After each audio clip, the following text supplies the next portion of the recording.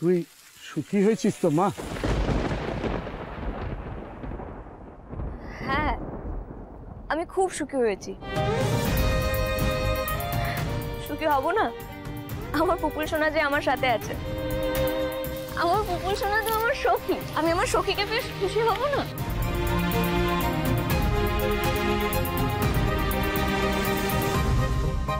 তুমি বুঝি রাধামার সখী? সখী মানে তো ফ্রেন্ড। আমি হলাম রাধার ফ্রেন্ড। আর তুমি কে গো? আমি তো ঈশ্বরের দাস, ভবঘুরে বাউল। বাউল দাদু, তোমার হাতে এই যন্ত্রটা কি গো? এটা হোমক। ওটা আমায় বাঁচাতে দেবে গো? পুপুল, একদম না বাবা, নষ্ট হয়ে যাবে যন্ত্রটা, ছেড়ে দাও। না গো বাবু, কচি হাত কি কোনো কিছু ভাঙে? ওই কচি হাত তো সবকিছু জুড়ে দেয়। নাও গো দিদি ভাই।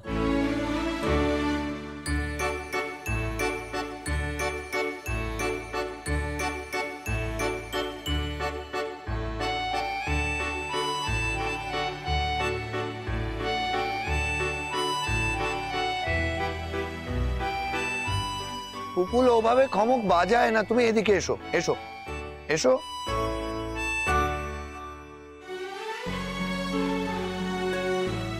বাবা, খুব ইন্টারেস্টিং পাত্রী পেয়েছেন তো আপনি। নবদ্বীপের গ্রাম থেকে আসা বাউলরা আপনার আত্মীয়?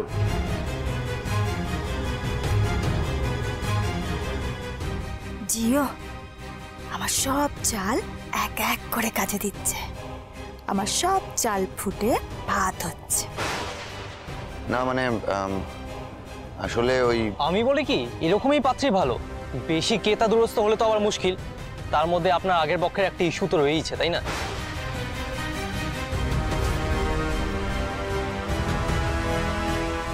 আর যদি বেশি স্মার্ট মেয়ে হয় তাহলে তো। আচ্ছা, অনেক কথা বললেন তো, এবার প্লিজ থামুন। আদিত্য, আর কতজনের মুখ তুমি বন্ধ করবে এভাবে?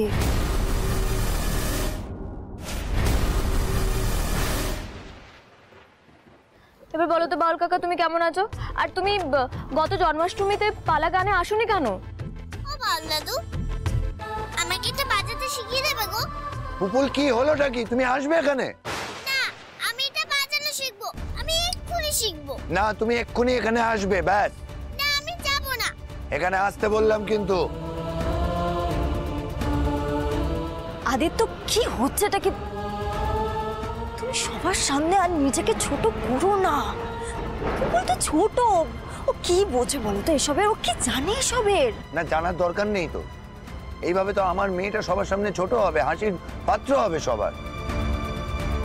বাবা, এই ভবঘুরে চালচুলোহীন বাউলদের সাথে মিস্টার সেনের বউয়ের এত ভাব? মেয়েকেও তো ভালোই মানুষ করবেন বলে মনে হচ্ছে। মিস্টার সেন, আপনিও কিন্তু এই বেলা ওইসব সাধনার গান টান শিখে নিন, আর আপনার পুতুল বউকে সাধনার সঙ্গী করে নিন, না হলে আপনার কচি বউ আবার অন্য সাধন সঙ্গী না খুঁজে নেয়। পুপুল, তোমাকে কিন্তু এখন এখানে আসতে বলেছি। না, আমি যাব না। এতক্ষণ আমি বোর হচ্ছিলাম পার্টিতে, এখন খুব মজা হচ্ছে, তাই না রাধা? পুপুল, আবার কি হলো? আদি এরকম চিৎকার করছে কেন? একবার কি ভেতরে গিয়ে দেখবো?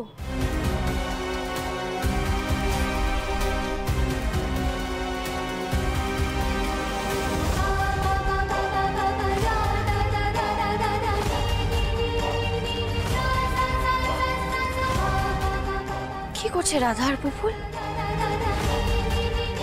কি করে আটকাবো আমি এসব? আচ্ছা আচ্ছা, সবাই শুনুন, আমি একটা প্রস্তাব দিচ্ছি। যখন বাউলদের সঙ্গে রাধার এতই ভাব, নিশ্চয়ই গান গাইতে যান।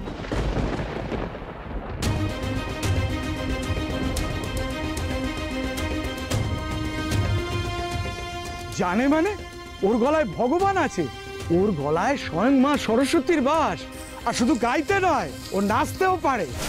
লাভ ভেলকি লাভ। মিস্টার সেনের নতুন বউয়ের আজকে নাচও দেখবো আর গানও শুনবো। হ্যাঁ হ্যাঁ, হোক একটা নাচ হোক। নাচো নাচো। একদম।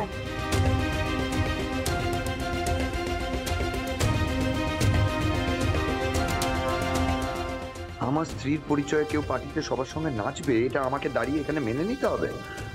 পারছি না। হ্যাঁ নাচো নাচো। এই আমি নয় নাচলাম, তো তাতে আপনাদের এত হাসির কি আছে? আরে হাসবো কেন, এমনিই তো হাসি পেয়ে যাচ্ছে। আরে নাচো নাচো, আমরা খুব আনন্দ করবো। হ্যাঁ রাধা, এখন নাচের কোনো দরকার নেই, এদিকে এসো। দরকার আছে, আর কেন নাচবো না আমি? এটা কি খারাপ কাজ যে নাচবো না বলছেন?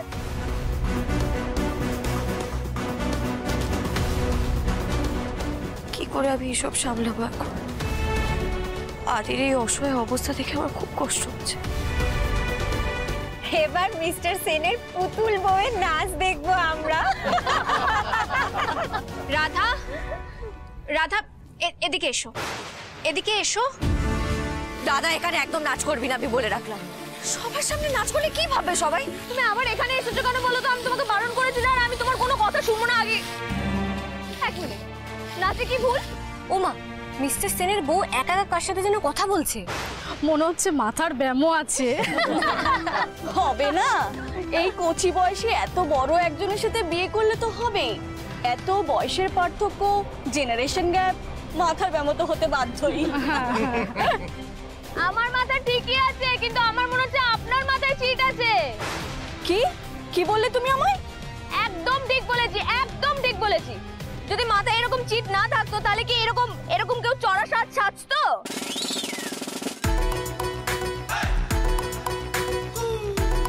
তাই বলছি কি, আপনি একটা কাজ করুন। আপনি না, আপনার মাথায় তো চিট আছে, আপনি আপনার ওই যে কাপড়, চিট কাপড়, সেই চিট কাপড় দিয়ে রুমাল বানান। রুমাল বানিয়ে আপনার এই যে চড়া সাজ সেটা মুছে ফেলুন, বুঝলেন? How dare you mister Sen! কি বলছে আপনার ওয়াইফ আমাকে? এখন প্যাচ প্যাচ করে কাঁদা হচ্ছে না? যখন আপনি আমাকে অপমান করছিলেন আমার জামা কাপড় নিয়ে, আমার শাড়ি নিয়ে, তখন আমার বুঝি কষ্ট হয়নি? বুঝতে পারছেন তো এখন কেমন লাগছে? শুনুন, একটা কথা বলে দিচ্ছি, কাউকে অপমান করার আগে এই কথাটা ভাববেন যে এইরকম জিনিস নিজের সাথে হলে নিজেরও কষ্ট লাগে। আপনি আমার থেকে বড়, আপনার খারাপ লাগলে আমি ক্ষমা চেয়ে নিচ্ছি, কিন্তু আপনাকে যদি এরপর এই জিনিসগুলো করতে দেখি তাহলে কিন্তু আমি আবার বলবো, বুঝেছেন? কি নাচ হবে না? আমরা কি নাচ দেখবো না কি?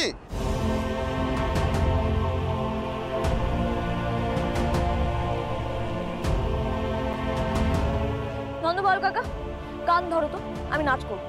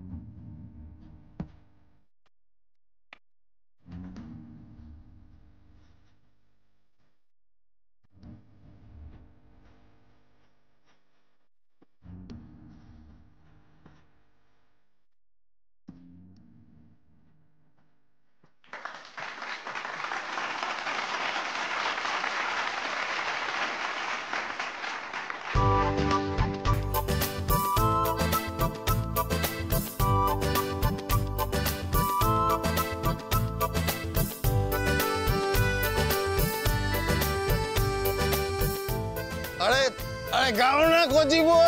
একটা গান গাও না বাবা। হ্যাঁ গাইবো তো, গাইবো গাইবো গাইবো।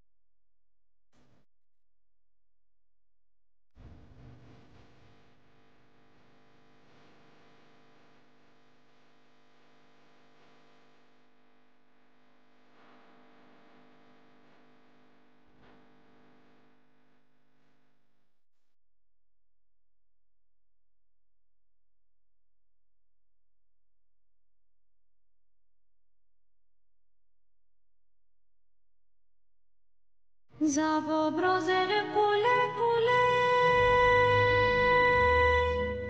মাখব পায়ে রাঙা ধুলি।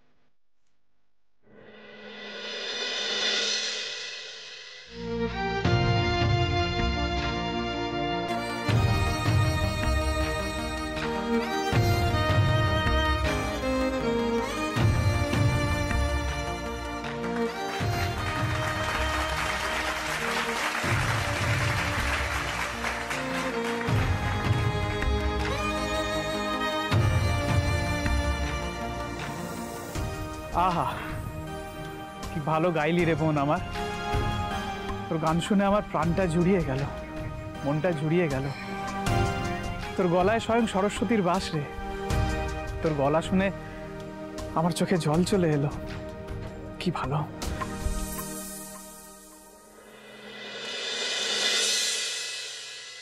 বাবা কেমন শুনলে রাধার গান? রাধার রক। পুপুল পুপুল ওদিকে চলো তো কিডস জোনে। জানো ওখানে কত রকমের গেম খেলা হচ্ছে। আর এখানে বড়দের মাঝে থেকে তুমি কি করবে বলো তো? চলো চলো কি গেম খেলতে দেখি, চলো চলো।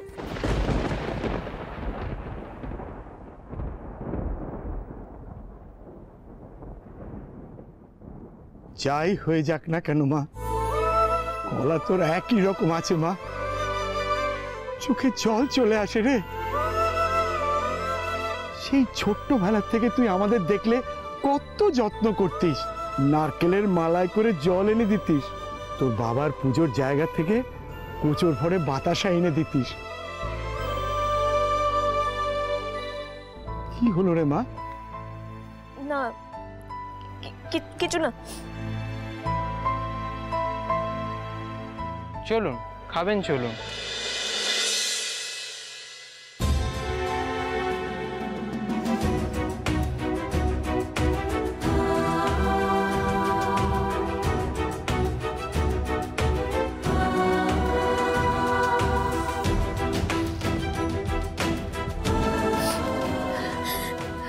মাধব, আমার কি মুক্তি হবে না?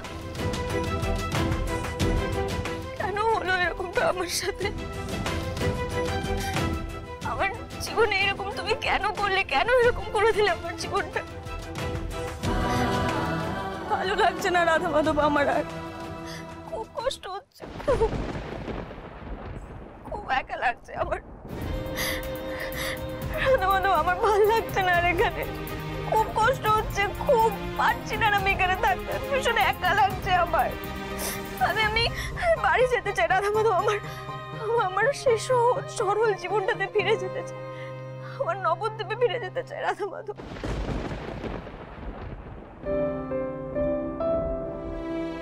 রাধা, সত্যি তুমি এভাবে কেন কাঁদছিস রাধা?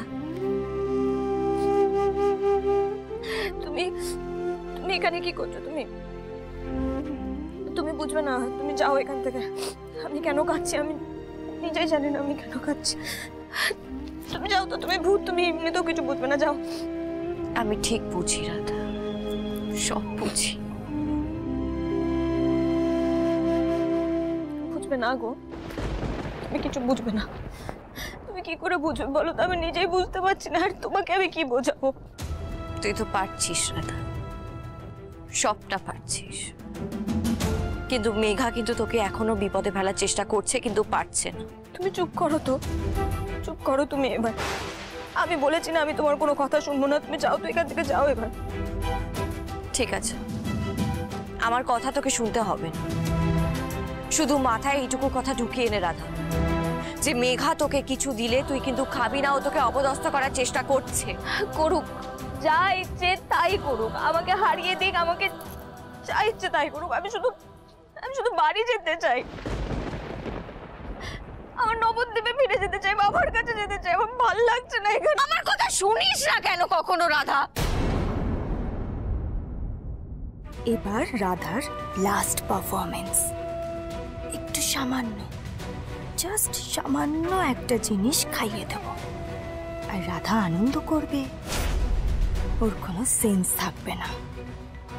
এবার তুমি দেখবে আদিত্য সেন, এই নবদ্বীপের মেয়ে রাধা তোমাকে সমাজে কোথায় নামিয়ে আনে, আর তারপর কি তুমি ওকে ঘরে রাখবে নাকি?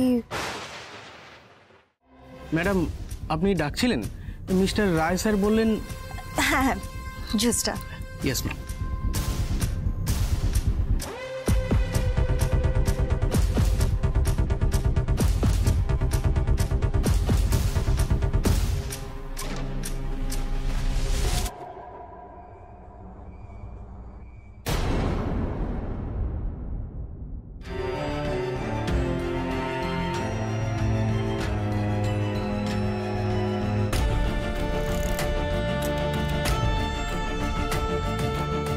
কি গো, তুমি একা একা দাঁড়িয়ে আছো কেন?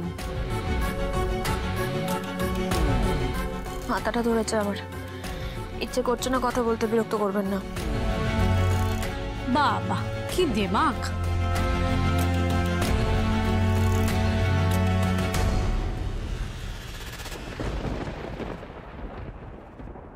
কিন্তু ম্যাডাম,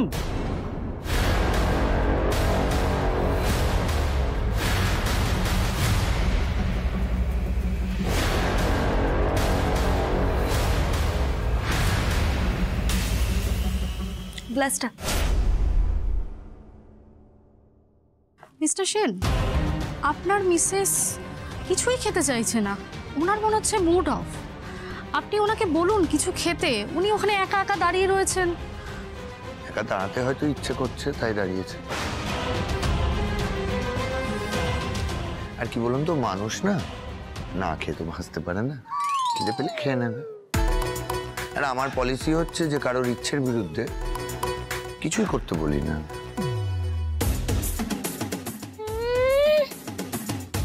ইচ্ছের বিরুদ্ধে করতে বলি না? হ্যাঁ, অনেকে অবশ্য এই ব্যবহারের সাথে অভ্যস্ত নয়, সেটাও একটা সমস্যা।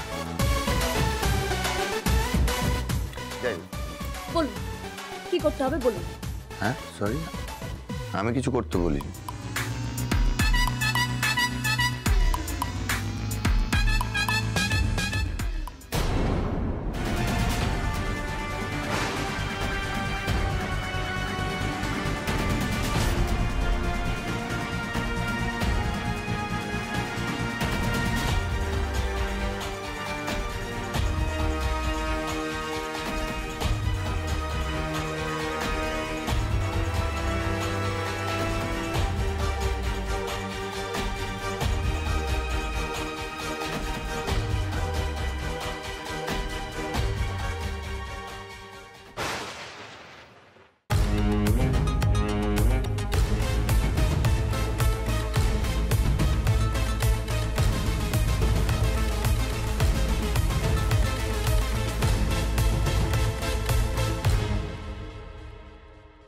এই নিন ম্যাডাম।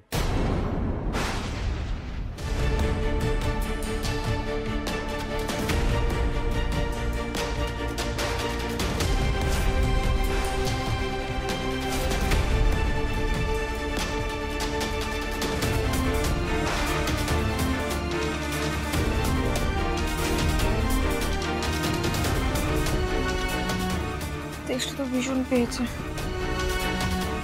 এই জুসটাই খেয়ে নি।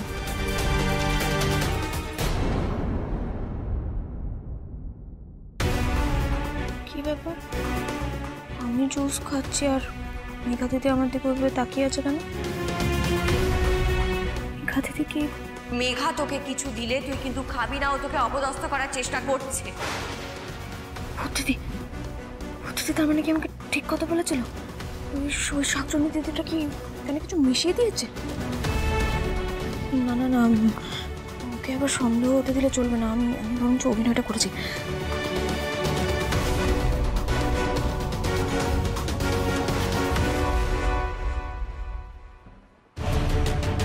Thank god, at last Radha জুসটা খাচ্ছে।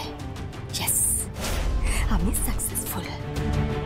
হ্যাংলাম মেয়ে একটা, ভিকিরি হাতের কাছে এত ভালো জুস পেয়ে খাবে না, সেটা আবার হয়?